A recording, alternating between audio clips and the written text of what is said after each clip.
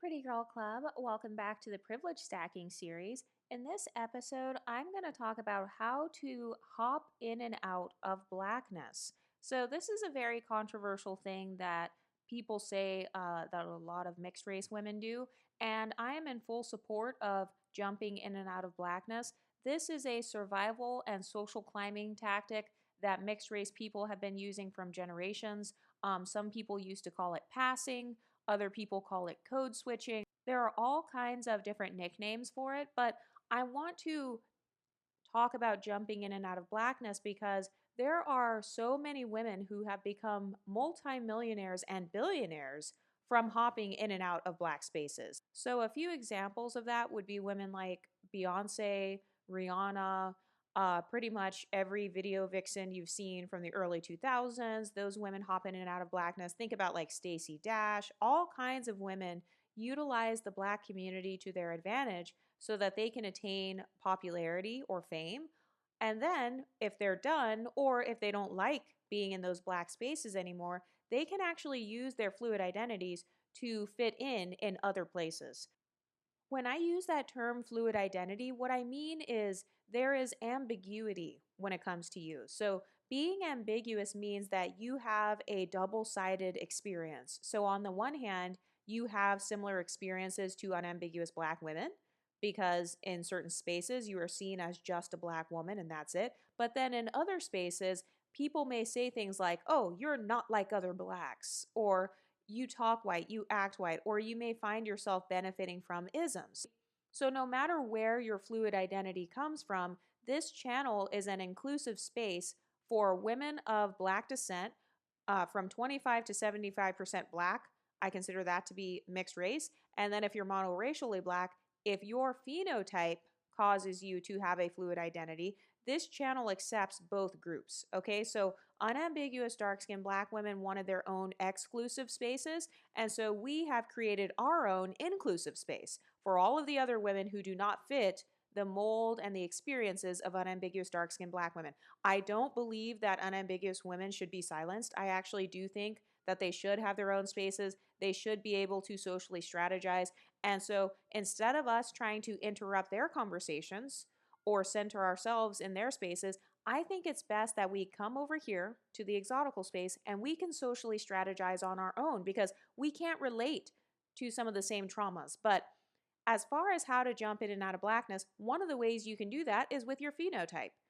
Are you one of those people who has a face to where when you do your makeup a certain way or you do your hair a certain way, you look like a totally different person? And people ask you what you're mixed with depending on how you do your hair and makeup? Because that is something that you can use to jump into blackness or to jump out of blackness.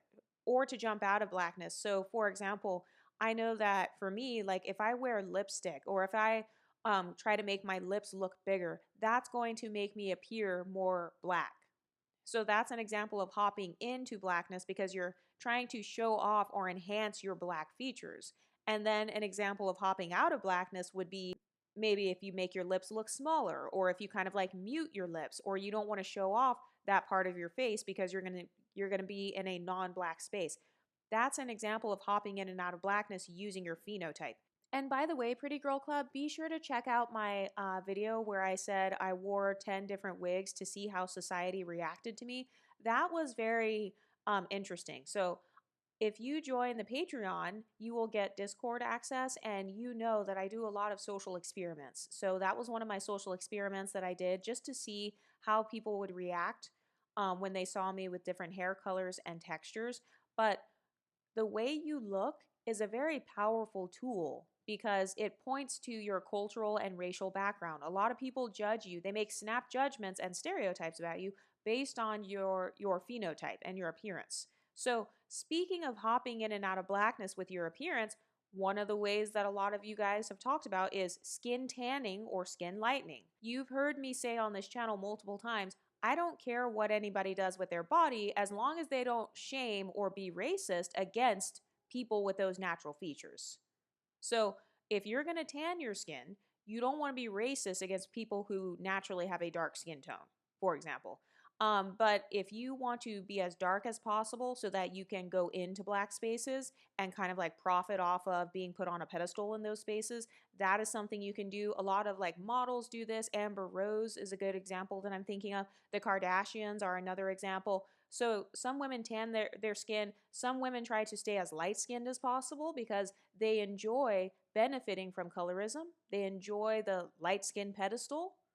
So that's another example of hopping in and out of blackness. And something else you can do too, if you're light skinned, is you can actually bring up your complexion to people who are non black. You can talk about that. Like you can ask, hey, what's your foundation shade? Or like, what type of powder do you wear? Some other girls, like some Hispanic girls, they just asked me the other day, they were like, hey, what kind of powder do you wear? Like, and I told them that I wear the banana powder because that's the best one.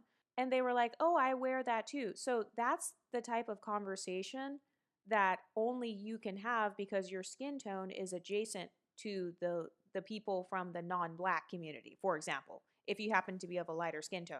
And then if you want to tan your skin, you can do the same thing with dark skinned black people and you can make yourself adjacent to them and you can bring up your complexion in conversation to make yourself relatable to them. So, relatability is very important when it comes to social climbing. If people feel like they can relate to you, it makes them feel more comfortable with you overall. So, especially even in terms of like dating or it could be getting a job. I told you guys the stories about how I actually brought up my racial background in 4 different job interviews and I got hired for all 4 jobs. So, is that a coincidence? It could be. But I will say, I do think that my racial background, it could have played a role in me getting offered those jobs because the hiring managers, they could have felt like I was more relatable to them. So that's another example of hopping in and out of blackness. It's talking about your ethnic background, talking about your ancestry with people from that ancestry. So let's say you're like a quarter Irish and you meet some white guy at a job interview and he looks Irish because maybe you know what Irish people look like because you have them in your family. You can talk about that in the job interview. You can actually bring that up in conversation. You can talk about the Irish holidays that you celebrate or how you went to, I don't know, the St. Patrick's Day parade or how you do all of these cultural practices that have to do with that community. So that already creates closer cultural proximity to people of another background. That's an example of jumping back out of blackness because generally speaking, even if you don't look like an Irish person, people of that community, they're going to appreciate the fact that you respect their culture. People always love it when you respect their culture. People love it when you praise their culture and when you praise their background or when you talk about how much you love their food and stuff like that. As long as you're not being cringy with it, it should be fine. So that's another example of jumping in and out of blackness. It is actually talking about your ethnic or cultural background with people from that background. Another way that you can hop in and out of blackness is by speaking another language. So let's say you have a part Latin background or something. You can learn Spanish and then you can speak Spanish whenever you go into a Mexican restaurant. That can be your time where you practice Spanish. So even if you don't look like a phenotypical mestizo, you still have a closer cultural proximity to people from that background. So that's an example of having a fluid identity. You didn't come in there speaking Ebonics. You didn't come in there speaking African American vernacular English. You came in there with respect for their culture. You came in there speaking their language to make it easier for them. So even if you're not perfect, another thing that can help is practicing speaking the language. And then if you're wrong, they will just correct you. So now you learned some more Spanish, for example. So that's another social climbing tactic you can use. You can actually practice the other language, or if you have family members that speak Spanish, you can ask them to only speak Spanish to you. You can ask them about different parts of your cultural background or your history too. That's another way that you can hop in and out of blackness. It's knowing your family history. So if you have family members who are African American, for example, your way of hopping into blackness would be talking about your African American ancestry. Where is your family from? Where were they enslaved at?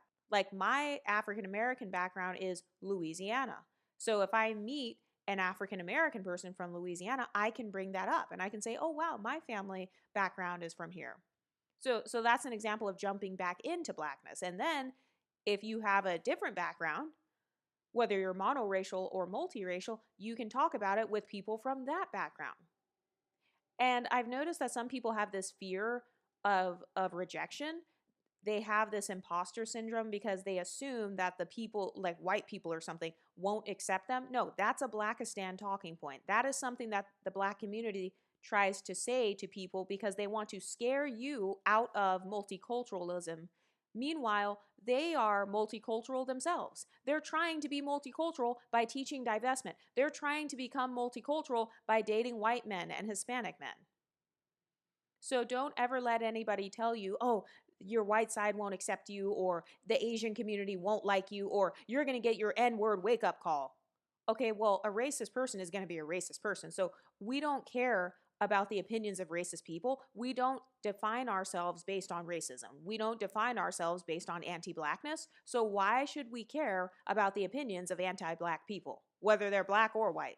Who cares what they think? Because we wouldn't want to be friends with them anyway. We wouldn't want to work with racist people anyway. But that's another way that you can hop in and out of Blackness. It's by not being scared of talking about your ancestry, because nobody's going to ask, oh, what's your exact percentage of Irish ancestry? Which parent is Irish? Oh, you don't have a parent that's Irish, so I am now going to reject you. No. Daniel at the front desk at your job, he's not going to say that. So you can calm down. You can calm down with the conspiracy theories. That is a Blackistan fear-mongering tactic. And also, even if somebody does ask you, oh, what's your exact background? You can just say, oh, well, my grandma or whatever family member it is from Ireland. Or my grandfather immigrated here from China, so I speak Mandarin. Like you can say, you can name the exact family member if you want to. Another way that you can jump in and out of Blackness is by being familiar both with Black culture, but also being familiar with your non-Black cultures that are tied to your family. So you can ask your family members about your family history and what your story is. So if you have an immigrant background, ask your mom and dad, ask your grandma and grandpa, ask your aunts and uncles what your family history is, because that's a conversation topic.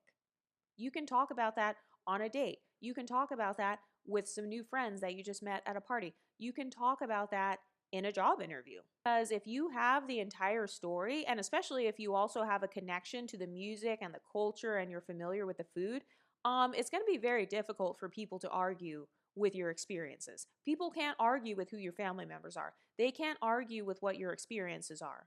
And so that's what makes monocultural people the most upset and angry. It's the fact that they're monocultural. They're not multicultural. So they're not adjacent to other cultures. Multiculturalism is a privilege.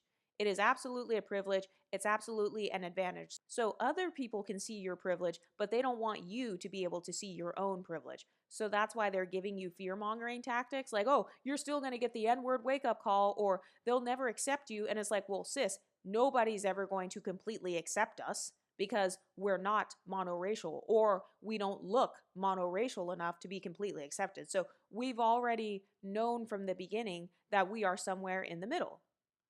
But guess what? That's the advantage of being in the middle, though. You get to go wherever you're celebrated, right? So why is it only okay for unambiguous Black women to go where they're celebrated, but it's not okay for multiracial, multi-ethnic, or multicultural Black women to go where they're celebrated? Do you see the hypocrisy? So a lot of women with inferiority complexes, they'll get mad when they can no longer control your self-perception. And so that's why they will resort to shaming tactics or insults or fear-mongering, because they really are hoping that you have some sort of imposter syndrome, because that's what they have. They have an imposter syndrome. So they're hoping that they can latch onto that and pull you back in to being stuck in the abyss with them. For a lot of Black people, their only hope for success is to jump out of Blackness. And so for you, as a person who's multicultural, if you have a fluid identity and you're able to do that effortlessly with no problems and no pushback, that is really what makes them triggered, because they've been stuck, they've been trapped, they don't know how to get out of the mindset that they've been in, they've been trapped in the same emotional loop for decades. They've never overcome their intergenerational traumas. They've never overcome colorism, texturism, or featureism. A lot of Black people, especially the women, a lot of the Black women who are the main ones who troll the exotical space, those women have some of the deepest fears of colorism. Like, think about it. What is an unambiguous Black woman's deepest fear? It's not being loved by a man. It's colorism, texturism, featureism, and anti Blackness. It's racism. Those are her deepest fears. And so, because she's unable to face those fears, she has a hard time being multicultural. Because if you're scared that everybody's going to be colorist, texturist, featurist, and racist, like if you think that Indians are colorist, for example, as Chrissy said on a recent live stream, so if you think that Indians are colorist, you're probably going to have a harder time interacting in Indian spaces. You're probably going to come at it with a different attitude or a different mindset than like a multicultural West Indian Black woman. So you may not be as relaxed. You're going to be a lot more tense. You're going to be a lot more hypersensitive. A lot of Black women struggle with hypersensitivity and fear of criticism. So if you are a person with a fluid identity, you don't have the same fear of criticism. This is why every time they try to dox new photos or new information or new conspiracy theories about exoticals, I will plaster that photo on my front page on Exoticals United because I don't care who Blackistan thinks I am. They're not important. They don't have any actual influence or anything. They don't have any power or control over me. Unambiguous Black women as a whole have no power or control or bearing over my identity. I have access to a life that a lot of them will never have. I have access to options that a lot of them will never have. Listen to their stories. If you don't believe me, just go watch Chrissy's content. Go watch Queen Chama and I Am Aloho. Go listen to their life stories and listen to what unambiguous dark-skinned Black women say about being an unambiguous dark-skinned Black woman in the Black community. Listen to what they say when they speak. So their experiences in the Black community are negative and their experiences in the non-Black community are negative because of colorism, texturism, featureism, racism, and anti-Blackness, according to themselves. So if you are an exotical, your experiences in the Black community are a little bit more balanced out because you've had maybe some negative experiences probably with the Black women, but maybe you've had some positive experiences with some of your Black family, or you've been put on a pedestal by other Black women and men. So you have more of a balanced viewpoint. And then the same thing goes with you as an exotical in non-Black spaces. You probably had a mix of all of the different experiences. So being multicultural and having a fluid identity means that you have a lot more balance than a lot of monocultural, closed-minded, unambiguous Black women. So that's why they get mad when you jump in and out of Blackness, because they equate Blackness to bondage. And so jumping in and out of Blackness means you're jumping in and out of bondage. It means you're jumping in and out of colorism. You're jumping in and out of texturism. You're jumping in and out of featureism, depending on the scenario, because they associate Blackness with everything bad, and then they associate non-Blackness with everything good. So that's why if you are not white passing, they'll actually try to use your Blackness as a humbling tactic. They'll try to say you're too dark to fit in with the Hispanic community. You're too Black looking to fit in with those biracial light-skinned girls. You're too nappy-headed to fit in with the white community. So they're hoping to use colorism, texturism, and featureism to humble you. It's one big giant humbling tactic.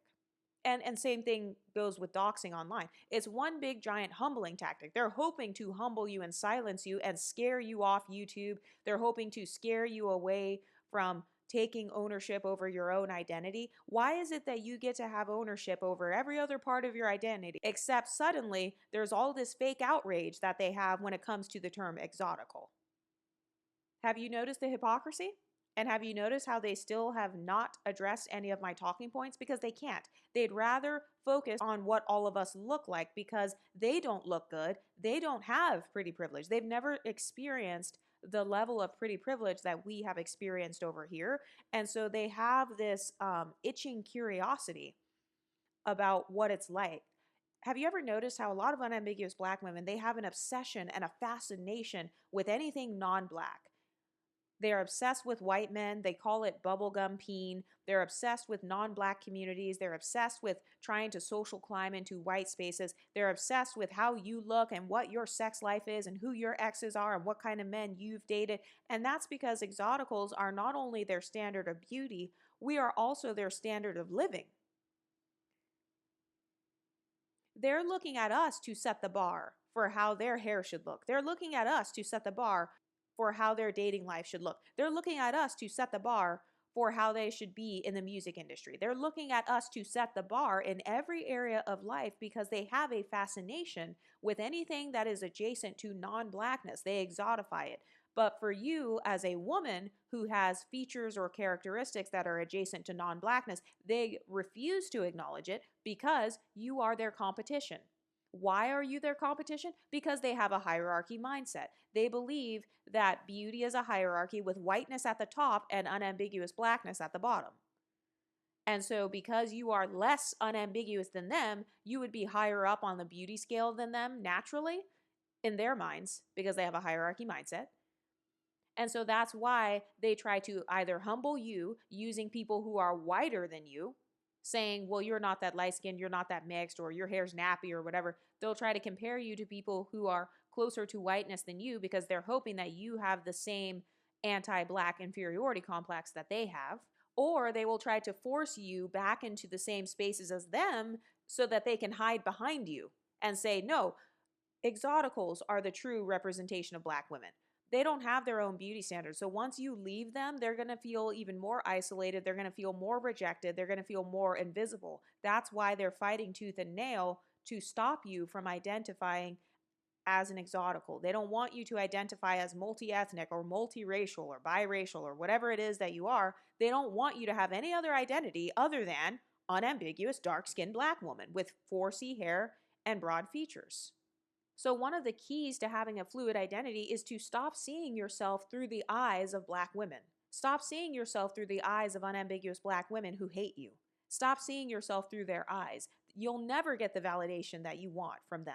They will never validate your beauty. They will never admit that you're pretty. They'll never admit that you're actually mixed. They'll never admit that you're multi ethnic. So, stop seeing yourself through their eyes, and then you'll notice that you finally are able to access that fluid identity because you no longer see yourself through the eyes of an angry black woman.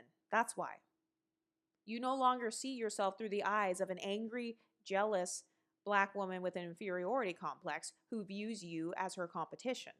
So that's why you're able to access the fluid identity, because now you see yourself through the eyes of other women who actually mirror you, other exoticals or other multi-ethnic women, other multiracial women. And here in the exotical space, we will continuously stand 10 toes down with other exoticals. I support and I stand 10 toes down with light-skinned exoticals, dark-skinned exoticals, biracial, multiracial, or black exoticals. I do not care. We don't care who you think we are. We don't care what you think of our physical appearances or our identities. We don't care how many photos you guys try to share and say that is us. We still support the stories of the other women who identify with exoticals, because this community was started as kind of like a beck and call for those of us who can relate to the content. That is who this content is for. I didn't make this content for everybody. My channel is not for everybody. So if you want to unsubscribe, don't let the door hit you on the way out, because you're not my core audience anyway. I came here to spread this message to whoever it resonates with. So if the message resonates with you, it's because you can relate to it. If the message resonates strongly with you, you are an exotical. If the message does not resonate with you, you are not an exotical. And that is okay, because the word exotical is not a race. It's literally just a slang term, and it's a niche that we started here on YouTube. Yes, it's an entire niche now. And people are mad because this is a growing niche. My channel is growing a lot, so much so to the point where I recently had so much content demand to where I actually had to hire an editor now. So that's amazing. That means that from the time that I first quit my job 1 year ago to now, I literally have had my channel triple in growth. So that's incredible. And that's why people are truly upset. They're upset because we no longer see ourselves through the eyes of unambiguous mono dark-skinned black women. They'll never understand us because they're not meant to, because they're not us. That's why. That's why they don't understand. It's because they literally can't relate. And also, one thing that all of us have in common over here as well is that we have pretty privilege. So, if you are an ambiguous woman who does not have pretty privilege, you're going to be deeply offended by this content. In fact, you probably won't like this content. So, I recommend unsubscribing and following a channel that caters to women who consider themselves to be average or below average in appearance. But that's one of the main things that we talk about on this channel as well. We talk about the psychology of pretty privilege. We talk about the psychology of being a beautiful woman. So yes, we can decenter men and still get attention from men. You can't afford to decenter men. You have to be codependent on men because male attention for you is so rare, to the point where if one white guy gives you attention, you will latch onto him like there's no tomorrow. We don't have that problem over here in the exotical space. We get too much male attention. So we need to decenter them. Because if we don't decenter them, we're going to constantly be with a guy 24/7. And so we don't need this many men. So yes, we actually can afford to decenter men. No, it's not radical, because I saw a thing where Chrissy said a long time ago that it's radical to decenter men. How is it radical to not revolve your entire life around a man? And I saw some other people saying that this is a black love channel. Okay, so you're telling me that we went through all of this drama and that we're all lying and frauds and delusional, we're all ugly, just so we could attract black men? And that we made all this decentering men content just so we could attract black men? Why would we go through all this drama over something that's not true? What would we have to gain from going through all these lies and all this drama? Like, for what? Just to attract a black man? There are black men standing outside of a convenience store right now that would probably date us in a second if we wanted them to. Why would we go out of our way to create an entire YouTube space as this big giant conspiracy to attract men? See, no, that's how I know you're a femcel, because that's the type of stuff you probably have to do, because that's how desperate you are for a man's attention. That's how rare male attention is for you. You don't have any extra validation outside of YouTube. We didn't come here into the exotical space to validate our beauty or validate our identities. Like, we came here because this is a safe space for us and we already feel validated. So all we're doing is kind of sharing that with one another. We're just kind of sharing our stories, and that's it. So why is it that you want us to accept your identity as an unambiguous black woman, but you can't accept ours? Do you see the hypocrisy? Do you see how they still haven't addressed any of my talking points? Do you see how they still haven't addressed any of the questions that I asked in one of my most recent videos? And this is exactly why you should have a fluid identity. This is why you should jump in and out of blackness, because if you stay in the black community 24/7 and if you stay monocultural, you're going to go insane. You're going to suffer from self-hate, just like how a lot of them do. You're going to suffer from really bad self-hate. And also, let's talk about self-hate for a moment, because self-hate is actually subjective. So, you know how some people say, oh, wearing a wig and a weave is self-hate. Really? Why is it only self-hate if a mixed woman wears curly extensions, but it's not self-hate if a black woman wears curly extensions? Do you see the subjectivity? Do you see the situational ethics? So suddenly it's only self-hate if a mixed woman does it. Oh, if you want to stay out of the sun, or if you want to stay as light-skinned as possible, or if you take MSM to get rid of your tan, then suddenly you are self-hating. But meanwhile, I've seen all kinds of unambiguous black women telling their children to stay out of the sun, or forcing their children, or whooping their children because they went in the sun. So is that not self-hating? So once again, do you see the situational ethics? So self-hate is subjective.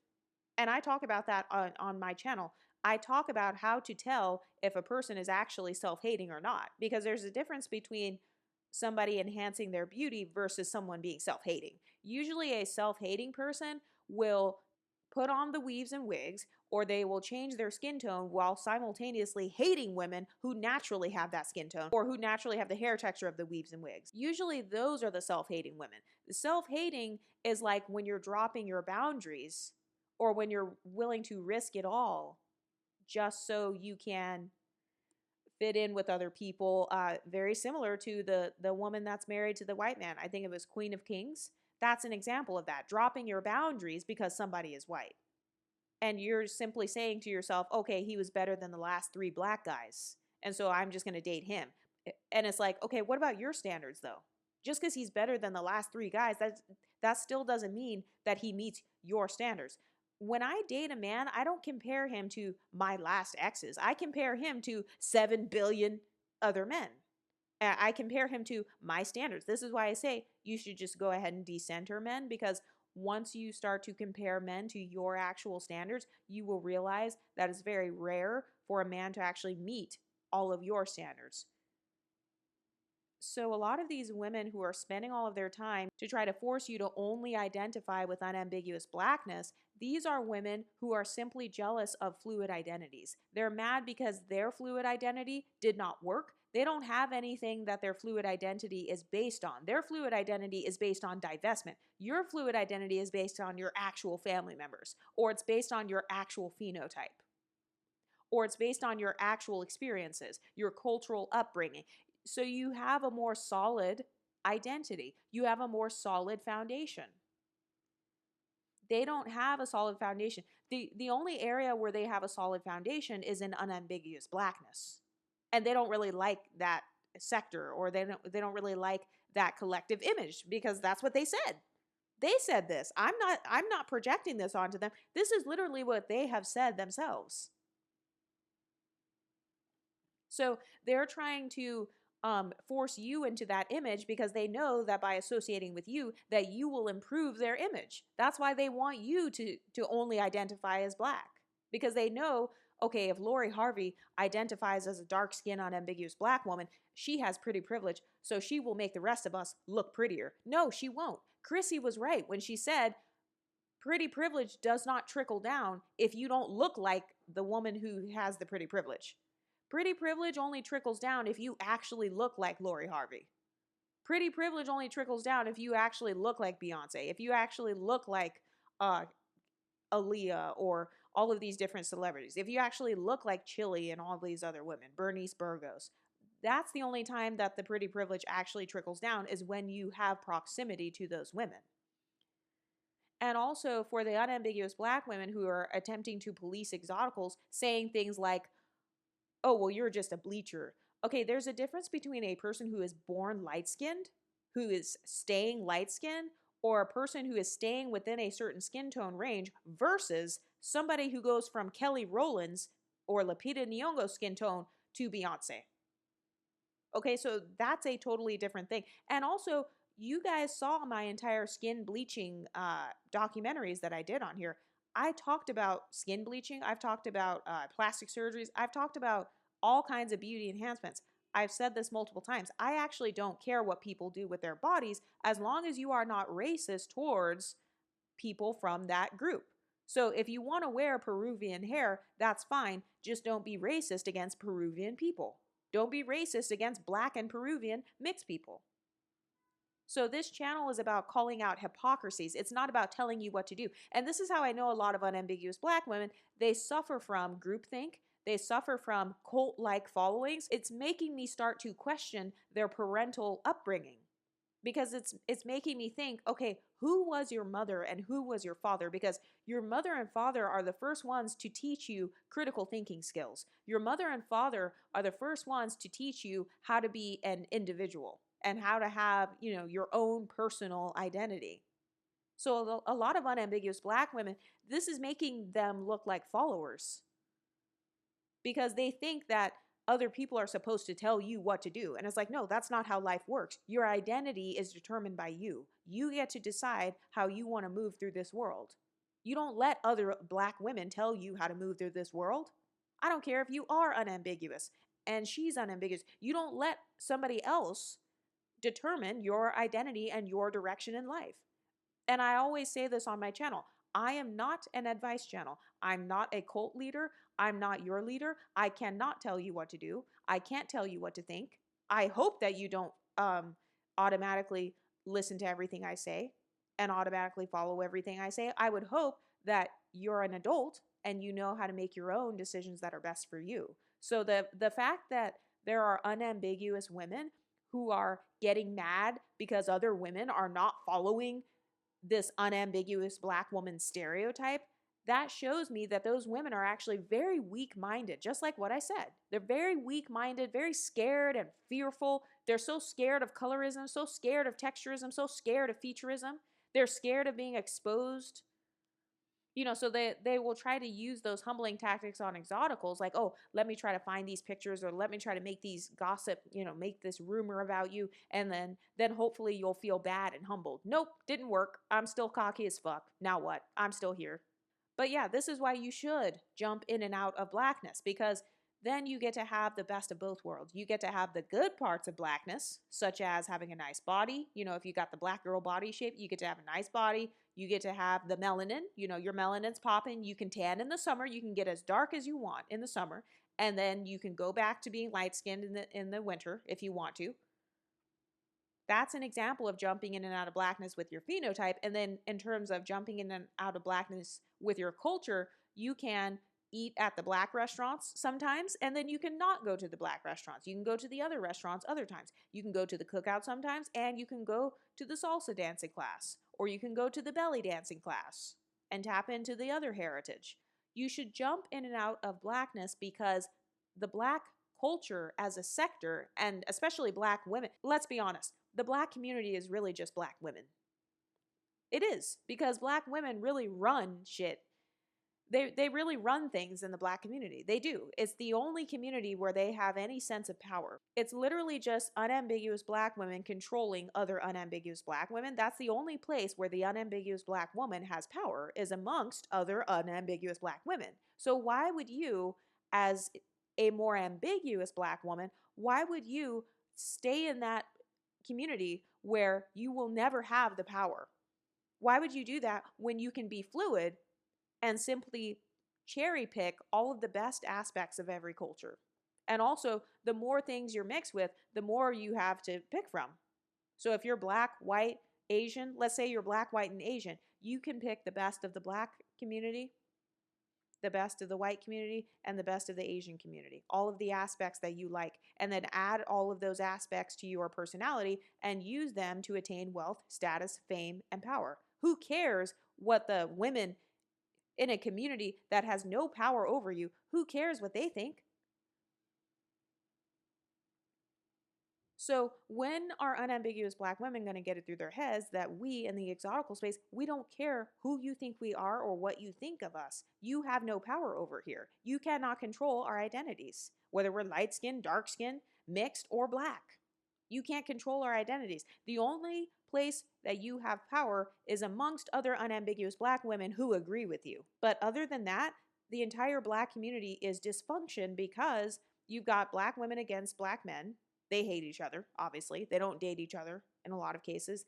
They're doing everything they can to have fluid identities on both sides. You've got the Black men being passport bros, learning Spanish or whatever. You've got the Black women going to Italy and stuff, trying to get white men or dating white men. So both unambiguous Black men and unambiguous Black women are two sides of the same coin. They're both trying to get out and be fluid in their identities. And you're sitting there as a multicultural or multiracial or multi-ethnic Black woman. You were born with a fluid identity, or you're a light-skinned Black woman. You were born looking like you fit in to all of the other communities, and you're not utilizing it.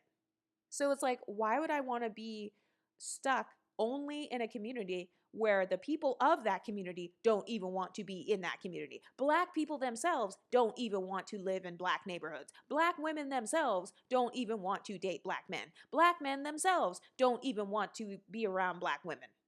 Black women themselves argue with other Black women and put down other Black women. So why would I make that my only social status, or like my only area where I can socialize? That doesn't make sense. So no, I'm not going to fall for the horrible gaslighting and the bad advice, which is to only identify as Black or to not play around with your ambiguity. Anybody that's been following me on this channel for years knows that I am a huge proponent of playing around with your ambiguity as much as you want to. So if you want to wear a wig or weave because you want to relate to your Asian side more for that week, or you just want to try it out just to see, you have the right to do that. Unambiguous Black women do it every day. They are literally gluing entire lace fronts. I hardly ever even wear, I don't even wear lace fronts every single day. I don't think I've ever, as a matter of fact, I've never glued a lace front to my forehead. If anything, if I'm going to wear a lace front, it'll be for a couple of hours. I will take some pictures and then I rip it off. I don't even glue it. So there are women who are unambiguous who are gluing lace fronts to their heads so that they can have a fluid identity. And then there you are, your hair naturally looks like a lace front. Your hair naturally looks like the hair that they purchase, and you're not going to utilize your natural fluid identity, which is going to be more effortless than theirs. That's really what they're jealous of. They're jealous of how effortless it is for you. And I'm not saying that unambiguous Black women can't have fluid identities, because they can. It's just going to be harder. And that's okay. Everybody has pros and cons in life, right? It's harder for unambiguous Black women to be fluid, just like how it's harder for multicultural Black women to be monocultural. But I mean, thankfully, I don't want to be monocultural. But I mean, there are some women who do want to be monocultural, and they have suffered because of it. They've had their faces slashed trying to be monocultural. They've dealt with dusty men, or they now have a dusty baby daddy because they tried to be monocultural. This channel will always promote playing around with your ambiguity and being creative with your appearance as much as you choose. I don't care if it's real. I don't care if it's fake. I don't care if it's plastic. I don't care if it's filters. I don't care if it's learning a language that you weren't born speaking. I don't care what it is. Every human being has the right to autonomy and individuality. And so the only reason that unambiguous Black women get mad is because they think that it's perpetuating colorism, texturism, and featureism, which it's not. Because what really perpetuates the isms is them hiding behind women who benefit from the isms. And guess what? Now they're going to have to learn it the hard way, because we're not going to be silenced. We will identify ourselves however we want. Nobody can check me with my talking points. Who gonna check me? I'm still waiting. I'm still waiting for the responses to my most recent YouTube video where I asked the questions. What color is light skin? Who gets to decide who's light skinned and who's not? Is skin tone subjective? Yes or no? Black YouTube still hasn't answered those questions, and they will never be able to. They'll never be able to have a definitive answer because they don't want to admit that at the end of the day, race is a social construct. And guess what? You're listening to a person who has a passion for sociology. I study social constructs every single day. That's my passion, baby. But I will forever jump in and out of blackness at will, whether it's my phenotype that has me jumping in and out of blackness, whether it's my cultural background, the languages I speak, doesn't matter. When I come onto YouTube, I speak very aggressively, and I speak using African American vernacular English. I don't speak like this in real life. I really don't. I don't speak and like emphasize my consonants like how I do on this YouTube channel. And that's because this is a blackness-centered YouTube channel. I'm not stupid enough to walk around in real life speaking like this, because I know how to jump in and out of the Black community at will, and I will continue to do so. So we don't care if people think we're hypocrites. Everybody's a hypocrite. What are you talking about? You're a hypocrite by participating in capitalism. So have a seat. You're a hypocrite. I'm a hypocrite. Everybody's a hypocrite. So who cares? Now what? We're still here. Our talking points still stand. Nobody can check our talking points. You guys hate Black men, and you won't admit it. You hate Black men, and you hate multiracial and multi-ethnic Black women because you feel like we are competition for the Black men and the white men as well. And I heard that some of the Black female YouTubers used to go around asking non-Black men like what their preferences were. Like, oh, do you prefer a multiracial type of Black woman or a dark-skinned Black woman? So this shows me the external locus of control. So no, you guys are the ones who have the external locus of control. So get over it. Dark-skinned exoticals exist. Get over it. Dark-skinned and light-skinned women can come together. Get over it. Mixed women and Black women can come together. Get over it. Exoticals can be monoracial Black women because exotical is not a race. Get over it. By the way, be sure to check out our Urban Dictionary because we currently, for months, we have had exoticals in the Discord of all shades and all races creating all of our slang terms that we've been using on this YouTube channel. Shout out to Annabelle. I think that's her name. If I said it wrong, I'm sorry. But yeah, we have our own section in Urban Dictionary now, bitch. What are you guys doing over there? Because the last time I checked, a lot of unambiguous black women can't even get along with other unambiguous black women. I've never seen this many YouTube content creators collaborating all at the same time. Only in the exotical space, baby. So we will forever jump in and out of blackness at will. We don't care how light or dark we are, by the way. We don't care how quote unquote nappy our hair looks. So nice try. We don't care how black our features look, by the way. So for the people who are like falsely doxing or trying to pull up pictures like, "Oh, look at her nose or look at this." Oh, and apparently I had jaw surgery. People are trying to people are trying to say people are trying to say that apparently one of the new conspiracies is that I've had jaw surgery. So you're so desperate to humble us. They're so desperate and so obsessed with what we're doing. They're so obsessed with living vicariously through us. They're so desperate to get us to come back over there and to only identify with blackness that they're willing to make up whatever they can. They're willing to come up with whatever conspiracies they can, all in an attempt to get people to not hear our message. And it's not going to work. You get clout off of us, we're going to get clout right back. My numbers are up. My Patreon subscribers are up. My analytics are going up, and they will continue to do so because after all of this beef dies down, this is now actually a one-sided beef at this point. I mean, I'm going to be trolling probably for the next week or so, but that's it. So once this dies down, their audiences are going to get bored, and they're just going to go back into the abyss. Because if you try to build your YouTube channel by only talking about exoticals, you're just going to end up popularizing exoticals. So, and also, your audience is a reflection of yourself. And so look at the difference. Always look at the creator and then look at their audience and look at how their audience behaves. If you look at the exoticals, this space is filled with very articulate, very beautiful, very pretty privileged women. We've got women of all ages in here. We've got women of all different decades, women from different countries. And we have a lot of spiritual women in this space. All of us are getting along. So that says something. Okay, so who did a better job at building a community on YouTube? Unambiguous black women or the exoticals? I'll wait. Yeah, that's right. Give me my pat on the back. But what do you ladies think? Let me know in the comment section and I'll talk to you next time. Stay pretty, ladies.